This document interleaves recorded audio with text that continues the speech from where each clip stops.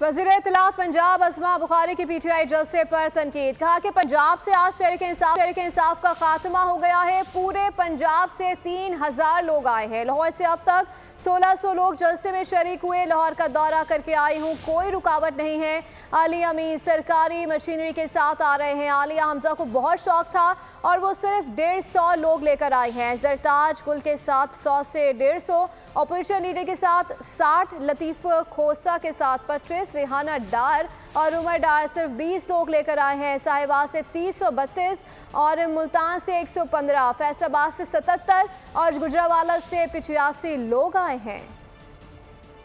पंजाब के इलाकों से लोग जो हैं वो यहाँ बुलवाए गए थे, जो हकीकी आज़ादी के लिए निकल रहे थे मुजाहिदीन। 1500 से 1600 लोग जो हैं वो लाहौर से उन्होंने जलसे में शिरकत की है, जहाँ पर ये इम्प्रेशन और ये रोना धोना और झूठा प्रोपेगेंडा हमें जो है वो जलसागाह में पहुँचने नहीं दिया जा रहा है। ये हू का आलम है। गंडापुर बेचारा जो है वो भी तमाम तर सरकारी वसाइल के बावजूद, तमाम तर सरकारी मुलाजमीन के साथ जो है वो होने के बावजूद, वो भी जिस तादाद में आ रहा है वो आप देख लेंगे, आपको जो है वो पता चल जाएगा।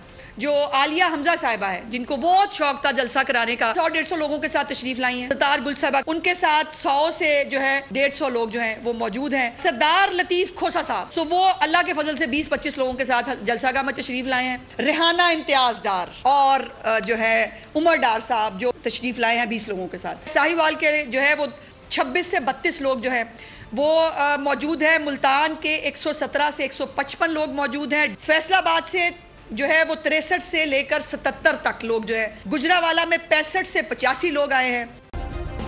सब्सक्राइब करें और बेल दबाएं ताकि कोई खबर रह न जाए।